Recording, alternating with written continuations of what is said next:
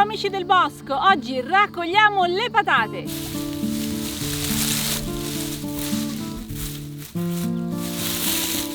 E queste patate sono speciali perché sono state coltivate con il metodo Root Stout. Vedi? Guarda quante. Non ho lavorato la terra, non ho creato solchi, non ho interrato le patate seme, ma le ho semplicemente poggiate a terra. Mi pareva di averle miste, ma trovo solo le rosse. Guarda che belle! Per coprirle e rincalzarle si usa semplicemente il fieno e quindi oggi per raccoglierle devo solo scavare in mezzo al fieno. Andiamo a scovare i nidi delle patate. Abbiamo fatto tanti video sulla coltivazione delle patate e ci tenevo a farvi vedere il risultato con questo metodo perché è il più semplice da fare. Con questo metodo di coltivazione non ci sono scuse, chiunque può provarci, anche chi non ha tanta forza o tanto tempo per lavorare la terra.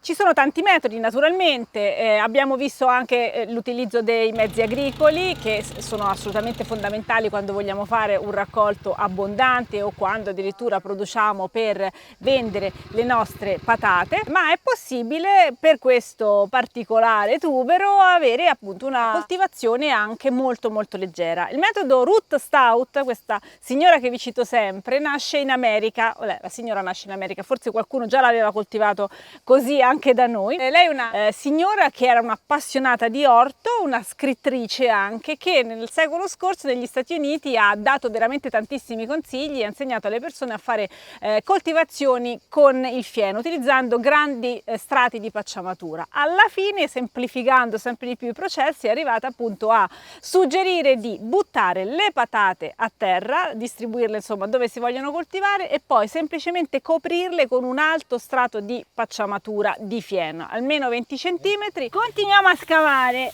Oh, queste mi piacciono di più. Guarda un po' che c'è qua sotto. Wow, queste sono belle, eh? Ops, qualcuno se le ha mangiate. Già, questa sta bene. Guarda quante. Queste sono della stessa pianta. Anche qua abbiamo due belle patatonsole. Però vedi, ce ne sono alcune, non so che hanno avuto, che sono vuote. Ci siamo divisi il raccolto con qualcun altro. Quest'anno c'è stata un bel po' di pioggia e questa dovrebbe averle proprio favorite. L'anno scorso infatti le patate erano piccoline, poche, perché era mancata l'acqua. Le avevo seminate i primi di aprile, hanno iniziato a svilupparsi abbastanza velocemente, ad un certo punto hanno fatto anche una bella fioritura, che è una cosa importante comunque. Non si sono formati frutti perché sapete che le patate possono produrre anche delle piccole bacche, tipo dei piccoli pomodori, che sono assolutamente velenose, quindi da non mangiare. Nel caso si sviluppassero questi frutti, il consiglio è proprio di eliminarli, perché così le energie della pianta si concentrano sempre sul tubero e non vanno appunto a nutrire i frutti. Quelle che non sono buone le lascio qui a nutrire la terra. È bello tirarle fuori così perché sembra di trovare il nido, sembrano uova. Vediamo cosa ha deposto la patata. Quando è il momento giusto per raccogliere le patate? Ce lo dicono le foglie della pianta. Quando cominciano a seccarsi e raggrinzirsi una parte delle foglie potremmo essere già pronti, diciamo, alla raccolta. Comunque si può aspettare anche che la pianta si secchi del tutto, dipende sempre da quanti predatori ci sono intorno che potrebbero attaccare il raccolto prima di noi. Io, come avete visto, le ho raccolte che erano quasi tutte secche, alcune erano ancora vive e forse avrebbero sviluppato ancora di più delle piccole patate, ma insomma il raccolto è soddisfacente. Vedi, la terra ha fatto gli spacchi. Nonostante tutta la pacciamatura, guarda che tipo di terra che ho io, un po' faticosa. Dai, questa è bella e se la sono anche, non se la sono nemmeno mangiata tanto, guarda. Guarda qua, abbiamo trovato un nido bello abbondante. Guarda quanti. Queste stanno anche bene, mi pare. Ed ha piovuto tantissimo e c'era tutta la pacciamatura molto alta. Nonostante questo, guardate che terra. Pazzesco. Poi c'è anche umidità qui, però è durissima, è compatta. Le patate sembra che si siano sviluppate meglio dove c'erano le crepe. Io sono contenta del raccolto, considerando due fattori importanti. Uno è che non ho lavorato la terra, quindi non ho faticato, la semina è stata semplicissima, così come la raccolta, e considerando il suolo che ho, che è un suolo difficilissimo, compattissimo, che nonostante sia coperto dal fieno da un sacco di tempo, ancora ha molti problemi. Guarda qua, queste sono belle, dai. Guarda come è fatta una patata, vieni, vedi, qui c'è il fusto, ancora questa non era morta, era abbastanza viva in produzione, e fa tutti questi tralcetti, prosegue anche di qua, dove spuntano un sacco di patate. Qui c'è un altro gruppetto che mi dà soddisfazione, guarda, sono tutte belle. Vedi quanto fieno ci ho messo, l'ho aggiunto un sacco di volte per essere sicura che non prendessero il sole, questo è importante, vanno rincalzate. Sono molto soddisfatta del risultato del mio raccolto, anche se tante di queste patate al supermercato non le comprereste mai perché hanno delle imperfezioni, sono troppo piccole, hanno qualche buchetto fatto da qualche animale, però io ho lavorato pochissimo, ho fatto funzionare la terra, mi sono divertita e le patate sono venute, sono buone, sono genuine, non hanno nessun veleno.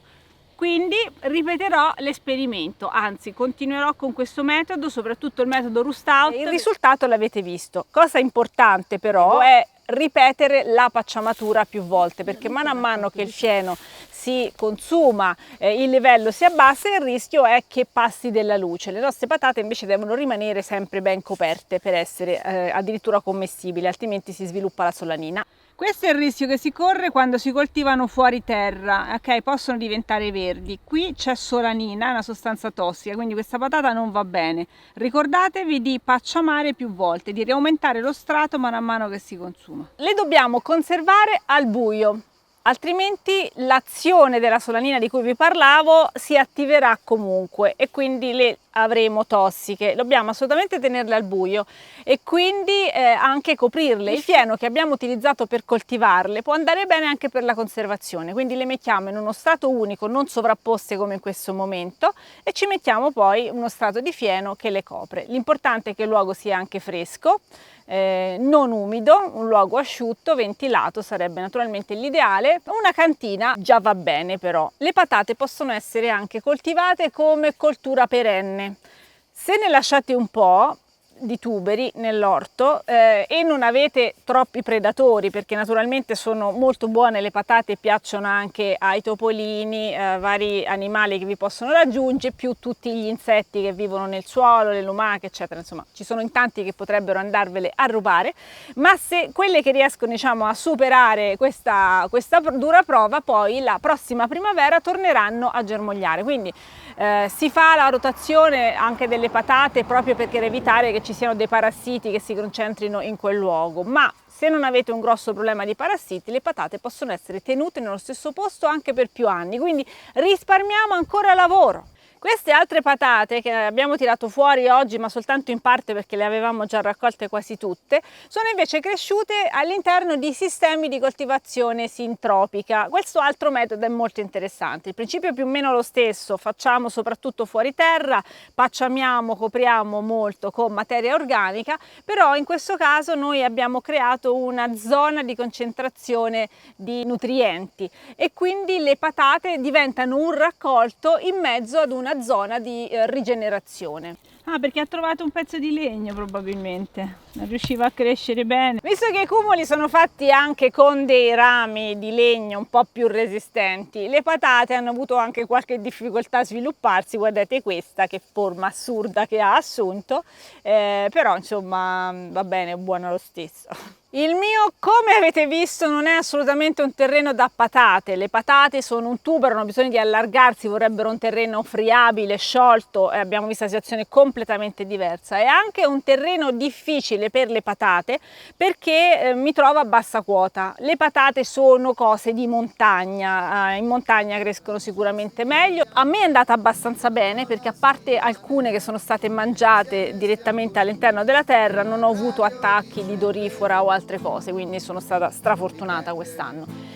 Quindi diciamo che questo metodo leggero si adatta anche a chi non ha una situazione ideale ma ci vuole provare a fare qualche patata. Fatemi sapere come sono andate le vostre raccolte di patate. Per coltivarle sempre meglio andate a vedere anche gli altri video dove spieghiamo tutti gli altri metodi, e vi lasciamo anche la guida preparata da orto da coltivare su come si coltivano le patate. Grazie di aver visto questo video, ci vediamo al prossimo. Noi andiamo a cucinare le patate. Ciao!